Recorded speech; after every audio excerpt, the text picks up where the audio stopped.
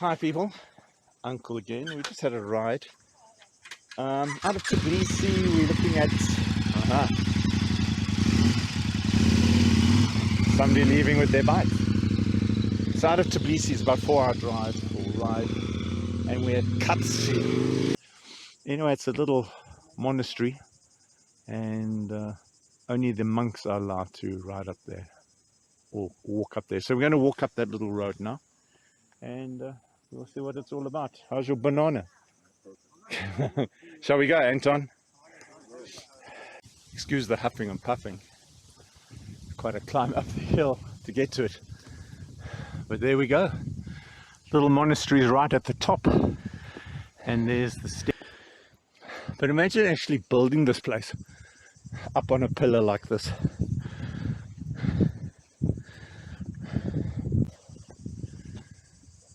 So here it says no ascent, you're not allowed to go up. Quite a hefty padlock, so you can't go up. But if you did, you'd have to go up all those stairs to the very top. Yeah, amazing. This is interesting. I think it's like a little chapel. If you go up these stairs, let's go and have a look. The rock looks as though it's burnt. Sometime they must have had a fire. Oh, here we go. You can put your candles and make a wish. This is the surrounding area. Anton! So this is the base of the column with the little chapel right at the top. These wires here is obviously to take provisions up to the top, and obviously electrified. There's the electric cable, so that's quite good for him. So Georgian is quite an ancient language, hasn't changed for thousands of years. English has changed more. Just out of interest, that's obviously English, that's Russian, and that's Georgian. So that there is Georgian for open. They have more letters in the alphabet than in the English alphabet.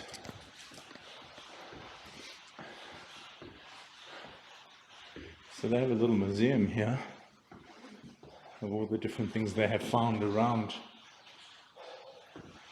this little monastery. So that looks like a big sword, arrowhead, for stabbing people. Kind of a sickle.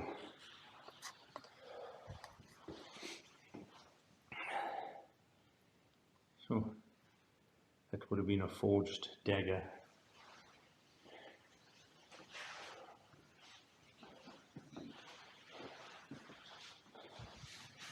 So there's a Bible in Georgian. It looks printed, it's not handwritten. Some more.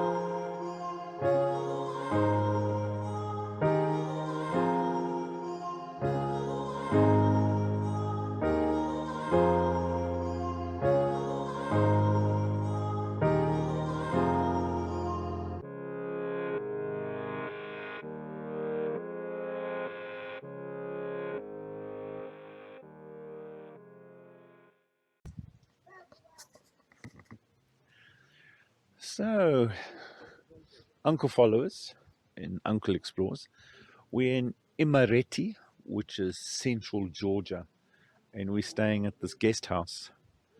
The guest house is actually owned by some Georgian friends of ours, and if ever you come into Georgia, you need to come here.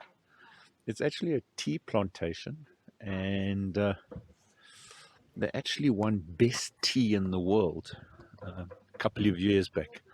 The tea is absolutely wonderful. So anyway, so we're going to spend the night here before we go into the Caucasus. Okay, Vladimir told me we're at Shkhara, correct? Shkhara. Vladislav, not Vladimir. Vladimir is Putin. And it was a town created for manganese, I believe. So yes, interesting, they have cable cars. Was that to ferry the manganese, maybe? Yeah. I think it was. Yes. So if you look over there, you'll see cable car. That's for people now, but there's a big cable car around the corner, and that would have been for the mine. So quite an interesting little village. It's not a village, it's a town, correct? And it's quite big. Let's head to the shop. I'm going to buy some water quickly. It's the crossing. Let's hope they stop. Everywhere you go, you can see they sell fruit outside, which is interesting.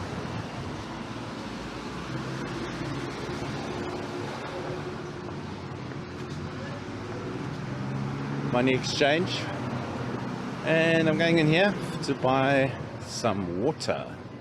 Just a little shop. Can't find the water I like. There we go. That's the water.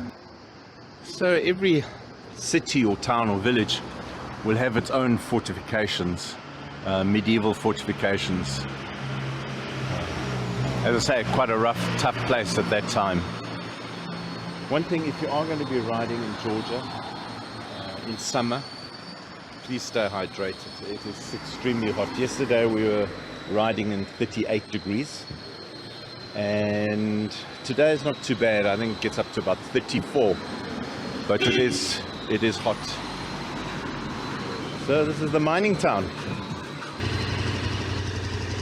So as I said, this is the town with mining cobalt, and you'll see these cable cars that run, sorry about the sun, that run all the way up, that they mine at the top. Cable cars come down and they dump it for the trucks at the bottom.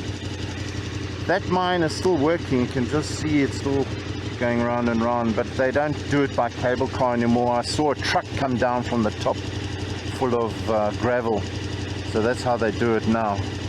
But the whole city is just dotted with those cable cars. It's quite amazing. In the valley, we're actually on our way to see a waterfall, and I have to say this is a bit of tar, but it's not that great. We're just stopping to see this overhang, and let's hope it's not too far. Okay, so we're here to see a waterfall. Let's have a look.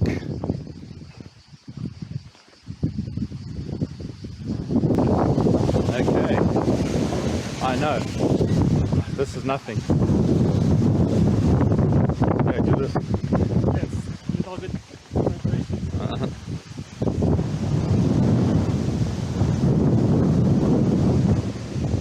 Magnificent. What's the name of these falls?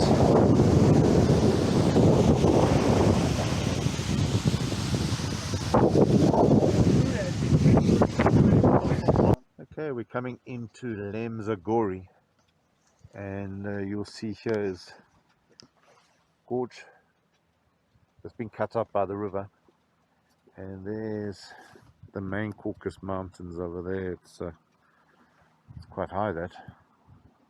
I'll find out when we get to where we're going what mountain that is. We're about an hour away from food, a hot shower and bed. It's been quite exhausting, I have to say. So yep, We're heading into town.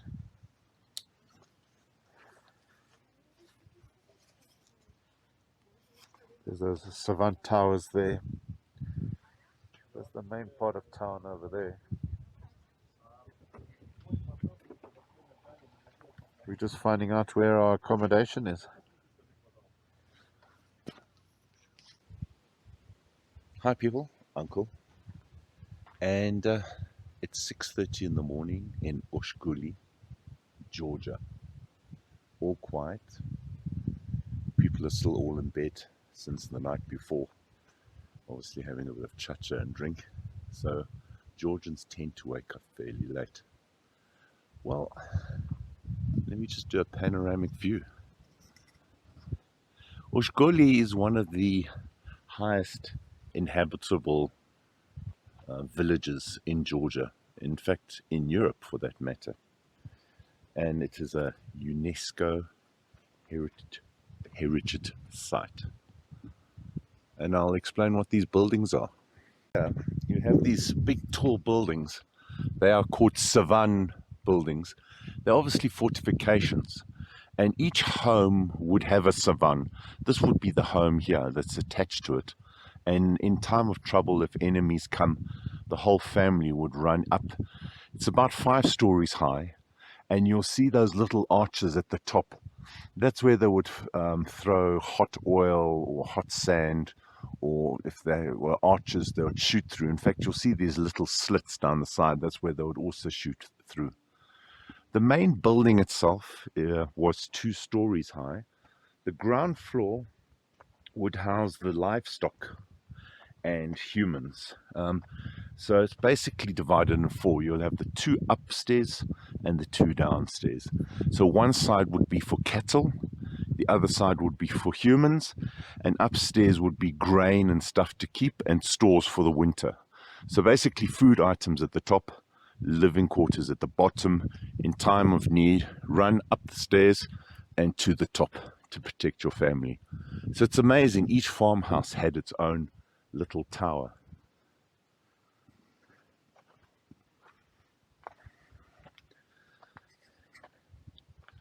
Let's carry on walking over here. Just have to be careful of the cow poop. There in the background you see there's still quite a lot of snow on the mountains. It's actually quite a chilly morning. It's about 6 degrees and it's the middle of summer. Downtown Tbilisi now would be about 20 degrees at night and to about 35 during the day. But when we arrived here yesterday, late afternoon, it was already down to 18 degrees. There's a little moo cow.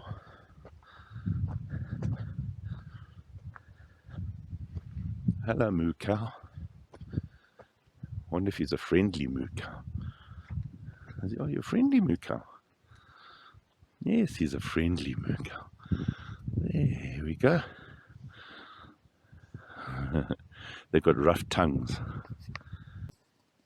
Another Svan tower. The Georgians have really bought into this whole tourism thing.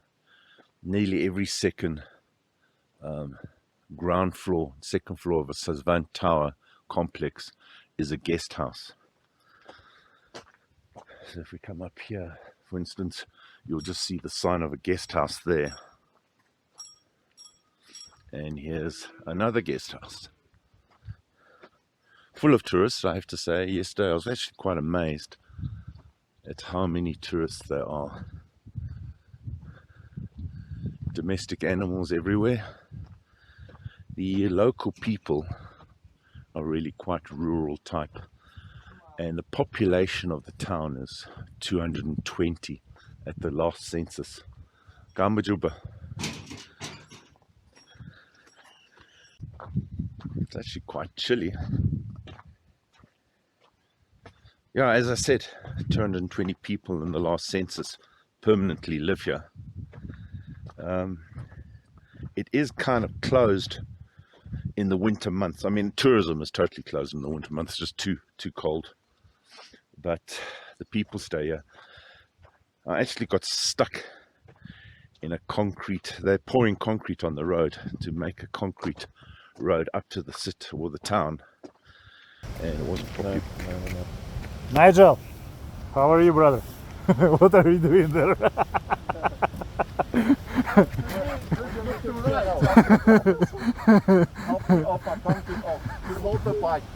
Come on, man. What the hell? Okay. Okay, so a bit of a problem. I thought this was a bit of road that was old, but it isn't. There I am bogged down in cement. Okay, well, we'll just have to get out slowly. That's why you travel in a group. And it wasn't properly marked and I rode right into the concrete. But what I'm trying to say is they're doing that concrete so it can be open for the villagers for at least 8 months of the year. But I don't know. Yeah, Svan Tower.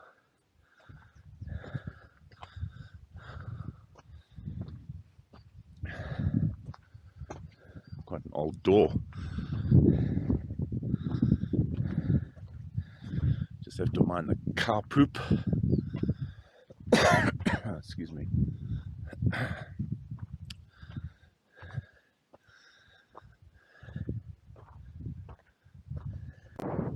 So we're right at the top of town. As I say, it's a bit chilly. And excuse me. This is a tour group. Mountain hiking tour group. I think they're waiting for the sun or something. I think as the sun comes down into the town, to the village, it obviously is a photo opportunity. But I'm going to go down now. Hello, my boy. The woofies everywhere. How's this for you? Because of our altitude, we're at 2,200 meters above sea level, so kind of nearly 7,000 foot just below. But up there is one of the higher mountains in the Caucasus. The top there is about 18,000, so it's obviously in the permafrost area. It's quite a chilly wind coming off there, that's for sure. Oh, my hands are freezing. So I'm going to make my way back. What time is it? It is 7:09. I think a nice cup of coffee will go down well. He's been, the dog wants his coffee. My coffee. Not your coffee. Wafa. Okay. That's a church over there. And they say if you come at midnight, it's quite a surreal experience. But what's quite interesting, because there's the high ground all the way around, even this little kopi over here, this little mountain over here, is the water runs off. And as you can see there, it's just totally overflowing. So the little village, obviously for these little local houses here, the water's for free. It's just, there's the water pouring out. And it's absolutely pure, clean. You know, people bottle the stuff and take it overseas. But water in these parts are absolutely free. You don't even need a pump for it. It's just, if you just have a header tank like that, it just feeds into town. So it amazes me that amongst all the tourism, simple life just carries on. Lady milking a cow. Another lady was picking up eggs. A man was herding the cattle.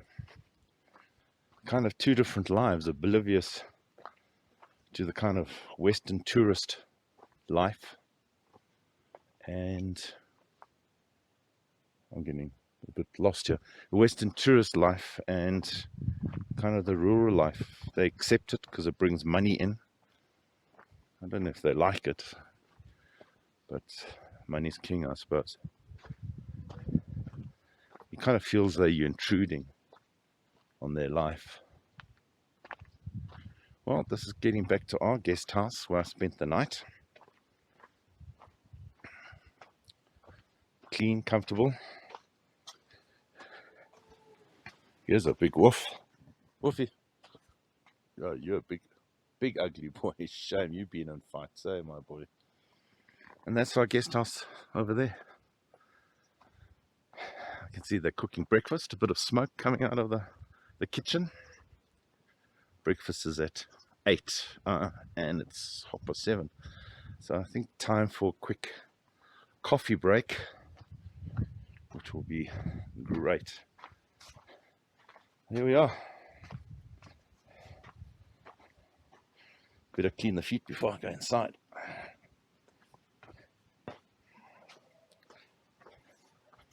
Let's see if coffee's ready. Clean the old foots. Gamajuba. Rogachat. Cafe? Kef.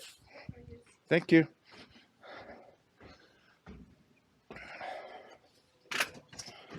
Let's see. Let's have some coffee. Thank you. Here we are. Sorry, my pens are falling. Coffee. And some pastries. Great. Thank you very much.